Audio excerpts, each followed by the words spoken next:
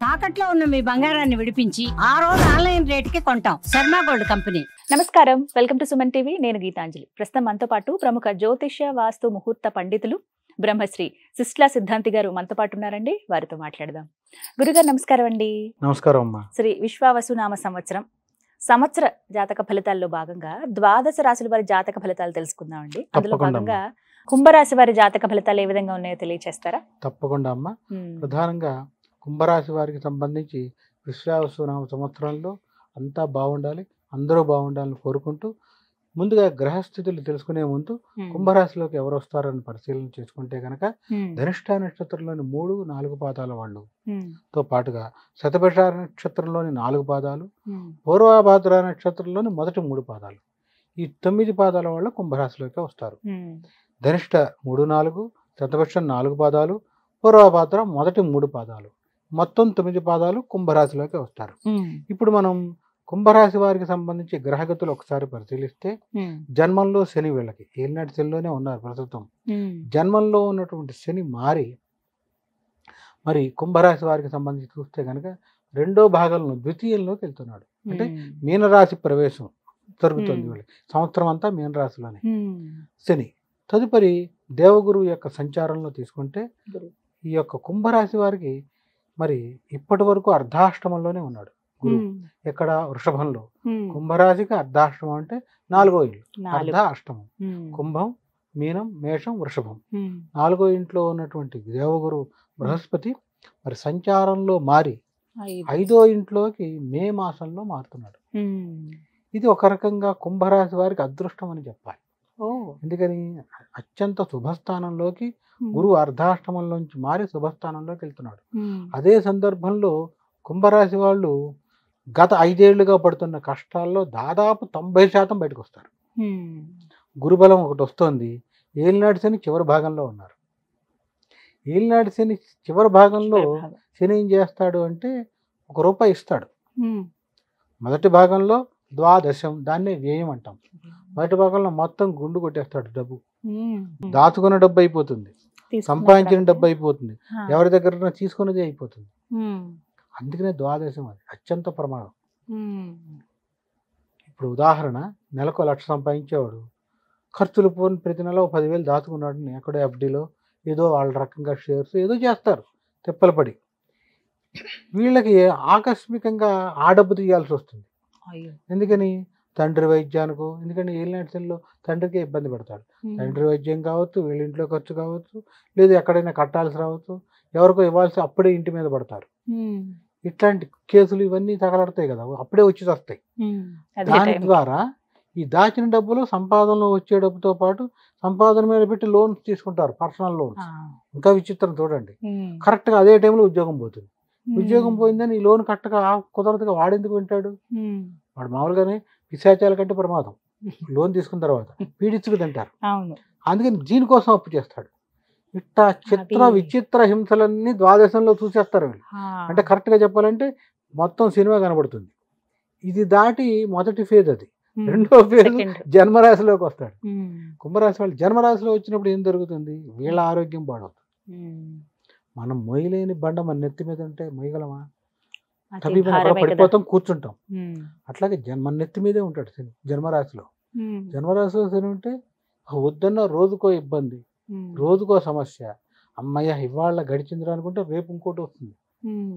ఇట్లా చిత్ర విచిత్ర సమస్యలు. దీంతో ఒత్తిడికి గురై కొంత ఆరోగ్యం పాడవుతుంది. ఏదో రకమైన సమస్య, వాహన ప్రమాదం, ఇలాంటి చిత్ర విచిత్రాలన్నీ కుంభరాశిలో ఉన్న వాళ్ళు చూశారు, అనుభవించారు. అయిపోయింది. గతం గత అని చెప్తూ ఇప్పుడు వీళ్ళకి జీవితం మీద భరోసా, ఆశ కల్పిస్తాడు ఈశ్వరుడు శని. అందుకనే శనికి పరోక్షంగా శనికి శనైశ్వరుడు అంటాం. శనైశ్వరుడు అంటే సంచారం ఎక్కువ, ఆయన నడవలేడు. చర అంటే నడవటం, తొందరగా ఆయన నడవలేడు. దానికి పరోక్షంగా ఇంకో మాట కూడా అంటాం, శనీశ్వరుడు కూడా అంటారు వాడుకలో. ఇంకా ఏ గ్రహానికి ఈశ్వర తత్వం చెప్పలా, శని ఈశ్వరుడు. ఎందుకని అంటే ఈశ్వరుడు అంటే ఈశ్వరుడిని చూపించేవాడే శని ఒక్కడే. మొత్తం మీరు చూడండి, అప్పటి వరకు దండం పెట్టని వాడు ఏలినాటి శనిలో గుడికి వెళ్తాడు.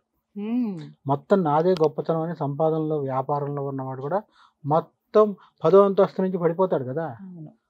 అప్పటి వరకు ఎవరు చెప్పినా దేవుడిదయ్యా గుడిది, నాకు అన్ని నేను సంపాదించుకుంటే వచ్చినాయి అంటాడు. పడిపోగానే అప్పుడు ఇప్పుడు గురుదేవుడు అందుకని గుర్తొస్తాడు. శనికే ఈశ్వరుడు అంటారు. ఉమ్. శని ఈశ్వరుడు చూపిస్తాడు ఆయన. ఉమ్. భక్తి అనేది జీవుల్లో నాటుతాడు. ఉమ్. అందుకనే శనికి అంత విశిష్ట స్థానం ఉంది. ఉమ్. అందుకనే శని ఇంకో పని ఏం చేస్తాడు, ఇందాక చెప్పుకున్నాం, జాతకుడిని సంస్కరిస్తాడు. ఉమ్. జీవుణ్ణి నువ్వు చేసిన 30 ఏళ్లలో పాపాలు ఎన్ని ఉన్నాయి, పుణ్యం ఎంత ఉంది చూసి దాన్ని తగ్గట్టు లెక్క కట్టి 0 చేసి పంపిస్తాడు. ఉమ్. ఏలినాటి శని వెళ్ళిపోగానే, అందుకని ఏలినాటి శని ముందర జీవి, తర్వాత జీవిలో మార్పు వస్తుంది, పాపభీతి పెరుగుతుంది. అన్యాయంగా ఎవరి దగ్గర రూపాయి తీసుకోడు, ఉమ్. ఎందుకంటే చూశాడు కదా కష్టం. ఎలా ఉంది ఆ. అని. ఉమ్. అందుకని ఇతని జీవితంలో మార్పు వస్తుంది, పరివర్తన అనేది. ఉమ్. అప్పటి వరకు ఏమి చేయని వాళ్ళు దానం ధర్మం అప్పుడు ఉమ్. మొదలు పెడతారమ్మా. ఉమ్. ఇదంతా పరివర్తన ఎవరు ఇస్తున్నాడు, శని ఇస్తున్నాడు. ఉమ్. అట్లా కుంభరాశిలో ఉండేటువంటి వాళ్ళు మొత్తం కష్టం అన్నీ అనుభవించారు.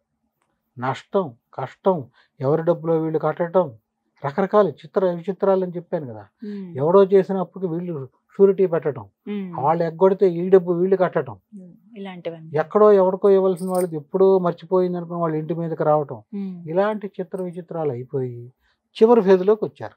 ఉమ్. అంటే కుంభరాశి వాళ్ళకి చివరి ఫేజ్ అంటే ద్వితీయంలోకి, మీనరాశిలోకి శని సంచారంలో ప్రవేశం. ఇక్కడ ఏం చేస్తాడు అనేది Last ప్రధానం. stage. ఉమ్. చివరి ఫేజ్ కాబట్టి చాలా మంది అనుకుంటారు బ్రహ్మాండంగా కనకవర్షం కురిపించేస్తాడు. కాదు.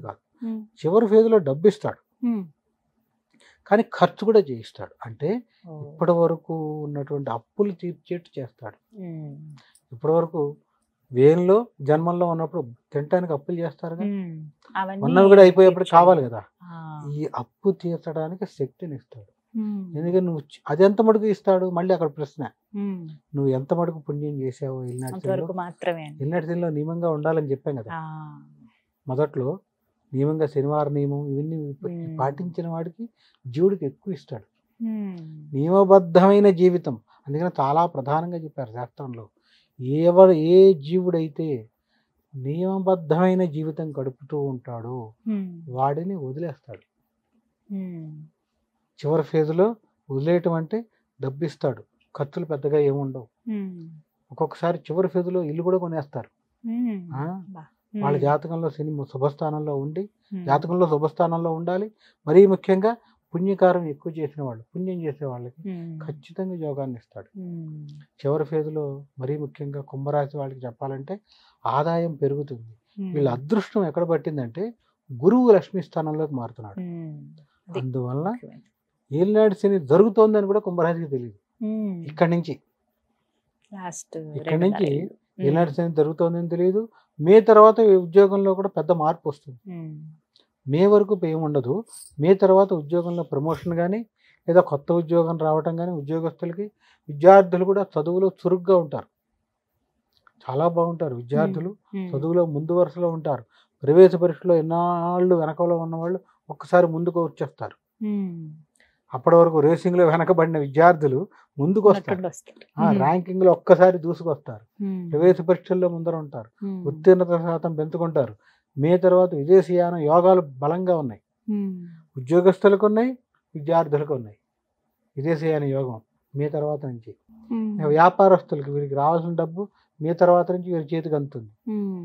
వ్యాపారంలో ఎప్పటి నుంచో డబ్బులు అడుగుతున్నా, దగ్గరలో ఉన్న స్నేహితుడు ఇవ్వకపోయినా హ్యాండ్ లోన్ అంటాం అడ్జస్ట్మెంట్కి, ఇదిగో నాకు డబ్బు అందిన తీసుకొచ్చేస్తాడు చేతికి. ఉమ్. నువ్వు అడిగావు కదా ఎప్పటి నుంచి ఇవ్వలేకపోతున్నా, ఇప్పుడు అందినాయి. అట్లా అన్ని రంగాల్లో, రాజకీయ రంగంలో ఉన్నవాళ్ళు, కళారంగంలో ఉన్నవారు ఉమ్. అందరికీ కూడా ఏలినాటి శని పోతోంది. మంచి అవకాశాలు వస్తాయి. మే తర్వాత మీ జీవితంలో మంచి మార్పులు వస్తాయి. ఉమ్. ఏమి ఇబ్బంది ఏం లేదు. ఉమ్. చక్కగా స్థైర్యాలతో ఉండొచ్చు. ఉండాలి. పూర్తి కుంభరాశి స్థాయిలో వాళ్ళు. ఎలాంటి ఇబ్బంది ఉండదు. ఉమ్. ఒకే ఒక్కటి ఎక్కడొస్తుందంటే ఉమ్.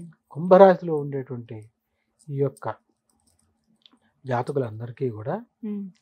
గురువు సంచారంలో మారి అక్టోబర్లో, ఉమ్. అక్టోబర్ 18 ఆ సమయంలో మిథున రాశి నుంచి అతిచారంతో కర్కాటక రాశిలోకి వెళ్ళిపోతున్నాడు. ఉమ్. అతిచారం అంటారు దీన్ని. ఉమ్. అంటే గురువు కుంభరాశి వారికి 6వ ఇంట్లోకి వెళ్తాడు. ఉమ్. అది ఒకంత ఆ సందర్భంలోనే ఒత్తిడిలోకి వెళ్తారు. అట్లా ఎన్ని రోజులు ఉంటాడు మళ్ళీ అది తెలియాలి కదా.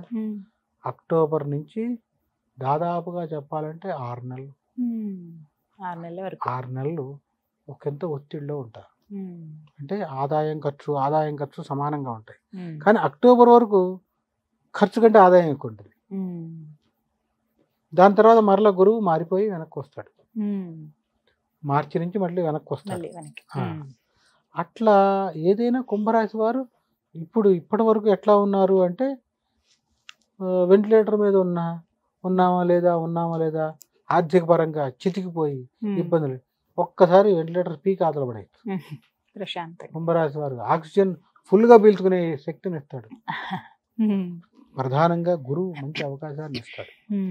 అట్లా రాజకీయ రంగంలో ఉన్నవారికైనా చక్కటి గుర్తింపు కానీ ఒక పదవి కానీ ఈ మే తర్వాత వస్తుంది. మే తర్వాత వరిస్తుంది. వీళ్ళు పిలిచి మరీ ఇస్తారు. నీకు ఈ పదవి ఇస్తున్నాను తీసుకో అని. వాళ్ళు అడగకుండా ఇచ్చారు అనుకుంటారు మనం. అది కూడా ఎప్పుడు ఇంత చెప్పినా కూడా వారి జాతకంలో దశాంతర్దశలు బాగున్నప్పుడే, లేని పక్షంలో ఇవేమి రావు. దశాంతర్దశలు కూడా బాగుండాలి, అప్పుడు మాత్రమే ఇది వర్తిస్తుంది. మొత్తం మీద కుంభరాశి వారికి ఈ శ్రీ విశ్వావసునామ సంవత్సరంలో దాదాపుగా బాగానే ఉంది. కేవలం ఏలినాటి శని జరుగుతోంది కాబట్టి ఎంతటైనా కూడా ఏలినాటి శనికి మనం గౌరవించాలి. కాబట్టి చివరి ఫేజ్లో ఉన్నా కూడా నల్లబట్టలు వేసుకోకుండా శనివార నియమం పాటించాలి. మీకు ప్రస్తుతం శని మహర్దశ కానీ అంతర్దశ కానీ శని జరుగుతూ ఉంటే ఖచ్చితంగా నేను చెప్పేటువంటి నియమం పాటిస్తూ ఉంటే గనక ఆర్థికంగా శక్తి ఉన్న వాళ్ళు హోమాలు చేయించుకుంటారు. శక్తి లేని వాళ్ళు కూడా ఉంటారు కదా, అశక్తులు అంటాం. వాళ్ళని తక్కువ చేసి మాట్లాడకూడదు. అశక్తులు అంటే ఆ సందర్భంలో డబ్బులు ఉండకపోవచ్చు, ఎవరికో ఇచ్చి ఉండొచ్చు, కానీ అవసరం కదా, వాళ్ళు బాగుండాలి కదా.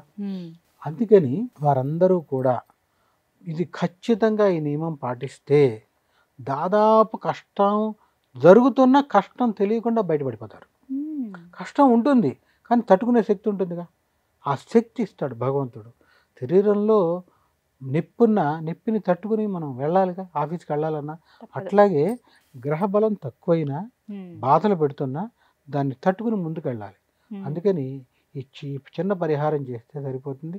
దాదాపుగా నేను చెప్పినటువంటి అన్ని ఈ 5 రాశులతో పాటు శని దశ కానీ అంతర్దశలో ఏదైనా గ్రహం యొక్క దశలో అంతర్దశ శని జరుగుతున్న వాళ్ళు ప్రతి శనివారం నాడు మరీ ముఖ్యంగా సూర్యోదయానికి పూర్వమే నిద్ర లేవాలి. లేచి నల్ల నువ్వుల నూనె తీసుకుని, ఆ నల్ల నువ్వుల నూనె ఈ దిక్కుమాల షాపులు కాకుండా గానుగుల దగ్గర మంచి దొరుకుతుంది, నల్ల నూనె కల్తీ లేనిది. అది తెచ్చుకొని కేజీనో ఎంతో తెచ్చుకొని 2 భాగాలు చేసుకోండి, 2 డబ్బాల్లో పోయండి. ఆ కేజీ తెచ్చుకున్నారు, కేజీ తెచ్చుకున్నారు. ఒకటేమో తలకు రాసుకోవడానికి వాడండి, దాన్ని దీంట్లో కలపకూడదు. పూజామందిరం దగ్గర 2 డబ్బాలు ఎందుకు చేయమంటున్నానంటే, ఒక డబ్బా పూజామందిరం దగ్గర పెట్టుకోండి, ఒక డబ్బా మీరు నూనె రాసుకునే దగ్గర పెట్టండి. ఇది అది మారకుండా ఉంటుంది. ప్రతి శనివారం మీరు రాత్రి 1 గంట వరకు డ్యూటీ అండి, నాకు 3 వరకు డ్యూటీ అండి, నేను శనివారం లేవలేనని ఇక్కడ మటుకు చెప్పకండి. ఇక్కడ ఒక్క కేసులో అది పనికిరాదు. మిగిలిన అన్ని రోజులు మీరు రోజు 5ంటికి వచ్చారో 2ంటికి వచ్చారో డ్యూటీ నుంచి వచ్చి మధ్యాహ్నం 12ంటికి లేచినా పర్వాలా, ఒక్క శనివారం మటుకు మీ కష్టం పోవాలి కదా. పోవాలంటే మీరే చేసుకోవాలి. ఇది సులభమైన తరుణోపాయం. ఏం చేయాలంటే 5ంటికి సూర్యోదయానికి పూర్వమే నిద్ర లేవాలి.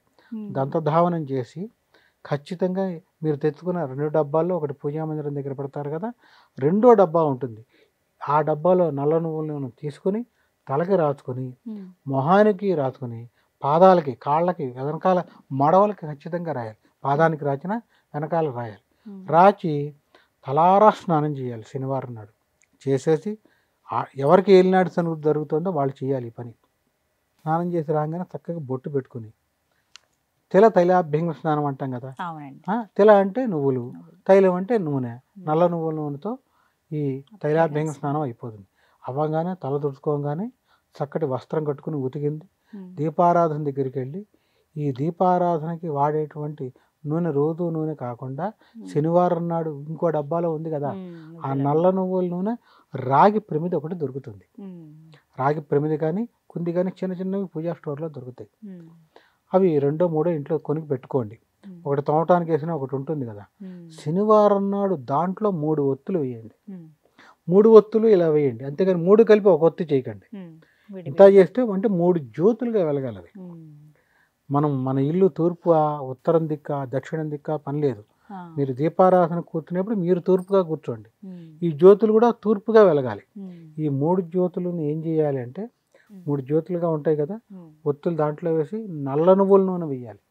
వేసి వెలిగించి దీపారాధన చేసి గంగ సింధూరం దొరుకుతుంది. ఈ సింధూరం బొట్టు పెట్టండి, దానికి దీపారాధన కుందికి పెట్టి అక్షంతలు పుష్పాలు వేసి నమస్కారం చేసి ఆంజనేయ స్వామికి నోటికి వచ్చిన ఏదైనా స్తోత్రం చదవండి. ఏది రాకపోతే ఓం నమో ఆంజనేయాయ నమః అని నమస్కారం పెట్టుకోండి. చదువులేని వాళ్ళైతే ఆంజనేయ స్వామి వారికి త్రికరణ శుద్ధిగా నమస్కారం పెట్టుకోండి. ఆయన ఎల్లినడిసిన జరుగుతోంది, ఇదే భారం అని, నన్ను రక్షించు. ప్రార్థన ఇంకెవరిని ప్రార్థిస్తాం, భగవంతుడే కదా, నన్ను రక్షించు, కష్టాలను గట్టెక్కించు అని ప్రార్థన చేసి నోటికి వచ్చిన వాళ్ళు స్వామికి సంబంధించిన శ్లోకం చదవండి. ఇది చేసి మీరు నిత్యం చేసే ఉద్యోగానికి వెళ్తారు. నైట్ డ్యూటీ వచ్చిన వాళ్ళు అయితే మళ్ళీ పడుకోండి. పడుకోవద్దు అనట్లేదుగా. ఆ సూర్యోదయానికి పూర్వమే నిద్రలేచి ఇది మొత్తం చేసి దీపారాధన మీరే చేయాలి. ప్రతిరోజు మీ భార్య చేస్తున్నా ఏళ్ళు నడిచింది మీకు జరుగుతుంది కదా, మీరే చేయాలి. ఒకవేళ భార్యకి జరుగుతుంటే భార్య చేయాల్సిందే, చెయ్యాలి. ఎంత లేట్ అయినా కూడా చేయాలి. ఇది చేస్తూ శనివారం నాడు సెలవైనా కూడా ఉద్యోగస్తుల్లో దాదాపుగా ఎక్కువ మంది శనివారం సెలవు, బయటికి వెళ్ళి ఆ పార్టీకి వెళ్ళి ఈ పార్టీకి వెళ్ళి ఇవన్నీ పిచ్చి మాటలు. ఎంత ఉన్నా కూడా ఎవరో మిమ్మల్ని రక్షించడు, భగవంతుడే కదా రక్షించేది. అందుకని శనివారం నాడు నియమబద్ధమైన జీవితం అంటే పగలు భోజనం చేయండి, రాత్రిళ్ళు పలహారం మాత్రమే తినండి. అంటే భోజనం కాదు, ఇడ్లీనో దోశ మీకు నచ్చింది తినండి, ఉప్మానం. సాధ్యమైనంత వరకు పలహారం చేస్తూ వివాహితులు బ్రహ్మచర్యం కూడా పాటించాలి. ఇలా చేస్తే శని అనుగ్రహం సంపూర్ణంగా లభిస్తుంది. ఇందులో ఎక్కడ డబ్బు ఖర్చు లేదు. నేను చెప్పిన దాంట్లో డబ్బు ఖర్చు అన్నవి చెప్తారు అయ్యగారులు అంటూ ఉంటారు కొంతమంది. ఇది డబ్బు ఖర్చు లేదు, కానీ ప్రతి శనివారం చేయాల్సిందే. ఏలినాటి శని పూర్తయ్యే వరకు, అర్ధాష్టమ శని పూర్తయ్యే వరకు, అష్టమ శని పూర్తయ్యే వరకు, శని దశ కానీ అంతర్దశ కానీ పూర్తయ్యే వరకు.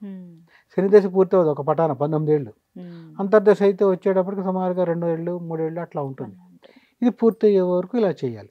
ఇలా చేస్తూ ఇంకో నియమం ఏంటంటే ఎట్టి పరిస్థితుల్లో నల్ల బట్టలు వేసుకోకుండా వదిలేయాలి పూర్తిగా. అది 3,000 రూపాయలదా 4,500 నీకు ఎంత ఇష్టమైనా, ఆడవాళ్ళు అయితే నల్ల చీర అయినా అదలు పారేయాలి, పనికిరాదు. ఎంత కాస్ట్లీదైనా వదిలేస్తే ఖచ్చితంగా మీరు తిప్పుకోకపోతే నన్ను అడగండి, 100% తిప్పుకుంటారు. చాలా బాగుంటుంది, వాళ్ళకి ఆరోగ్యం కుదుట, అనారోగ్య సమస్య ఉన్న వాళ్ళకి తిప్పుకుంటారు, శని పీడ తగ్గుతుంది. అప్పుడు మీ మీద మీకు నమ్మకం కలుగుతుంది, ఓహో భగవంతుడి శక్తి వెనకాల ఉంది నన్ను నడిపిస్తుంది. అదే సందర్భంలో సెలవు ఉండి మీకు అవకాశం ఉంటే దగ్గరలో ఉన్న నవగ్రహాల్లో శనికి తగ్గ నల్ల నువ్వుల నూనె గానుగ దగ్గర ఉందిగా, పూజా మందిరం దగ్గర చిన్న ప్లాస్టిక్ పేపర్ గ్లాస్లో 2-3 స్పూన్లైనా చాలమ్మా, ఎక్కువ తీసుకెళ్ళక్కర్లా.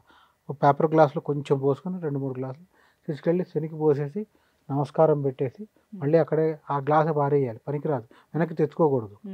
అందుకనే 2-3 స్పూన్లే అని చెప్పాను. అక్కడ మళ్ళీ ఆ దేవాలయంలో ఉంటుంది కాబట్టి ఆ దేవాలయంలో కాళ్ళు కడుక్కొని మరలా దేవాలయంలో ఉన్న విగ్రహానికి జ్యోతికి నమస్కారం పెట్టుకోవాలి, విగ్రహానికి నమస్కారం పెట్టుకుని ఇంటికి రావాలి. ఇలా చేస్తూ ఉంటే ఎలాంటి శని బాధలున్నా పీడలున్నా మొత్తం పోతాయి. అసలు పీడ ఎందుకు, ఇందాక మొదట్లో చెప్పినట్టు మొహానికి నువ్వు రాసుకోవడం ద్వారా కళావిహీనం అయిపోకుండా ఉంటుంది మొహం. శని పీడ మొహంలో ఫస్ట్ ప్రవేశిస్తుంది, ముందు పాదాలు, అక్కడి నుంచి శిరస్సుకు వస్తుంది, అందుకనే శిరస్సు నుంచి పాదాలకి. అందుకనే శని ఏలినాటి శని జరిగే వాళ్ళు నిరంతరం నడకలోనే ఉంటారు, లేదా వాళ్ళు ఎప్పుడు ప్రయాణంలోనే ఉంటారు, సుఖంగా ఉండరు. అందుకనే ఎంత ఏలినాటి శని జరిగే వాళ్ళు నడవటం ఇష్టం శనికి, ఆయన నడుస్తాడు. అందుకనే కష్టపడే వాళ్ళు ఎక్కువ ఇష్టం ఆయనకి. దీనికి అందుకనే రాజకీయం గురించి ఇక్కడ మాట్లాడడం కానీ, రాజకీయంలో పైకి వచ్చేవాళ్ళు నడిచే వాళ్ళని ఎక్కువ అనుగ్రహిస్తాడు ఆయన. అంటే ప్రతిదీ స్వార్జితం. ఇక్కడ ఇంకొక మాట చెప్పాలి, శని అనుగ్రహం ఎట్లా కలుగుతుంది అంటే ధర్మబద్ధంగా సంపాదించిన ప్రతి రూపాయి శని దశ జరుగుతుండగా ప్రతి రూపాయి ధర్మబద్ధంగానే వస్తుంది ఎవరికైనా. ఇది అన్యాక్రాంతంగా రాదు. ఆ వచ్చిన ప్రతి రూపాయి తాను తింటాడు, ఉమ్, తన కొడుకు తింటాడు, తన మనవడి వరకు వెళ్తుంది. ఉమ్, 3వ తరానికి ఆస్తి వెళ్ళింది అంటే శని ద్వారా వచ్చిన ఆస్తి. ఉమ్, ఈ తరంలో ఉండి ఇతనితో పాటే పోయిందంటే మిగిలిన గ్రహాల వల్ల. శని ద్వారా వచ్చేటువంటిది అంత బలమైంది. ఉమ్, అందుకని ఇలా చేస్తే ఎలాంటి శని దోషాలు ఉన్నా పోతాయి, శని పీడ ఉన్నా పోతుంది. ఉమ్, బ్రహ్మచర్యం వివాహితులైతే పాటించాలి. ఉమ్, ఇలా చేస్తే పూర్తి అనుగ్రహం లభిస్తుంది. ఉమ్. చక్కగా వివరించారు గురుగారు, ధన్యవాదాలండి. నమస్కారం అమ్మా.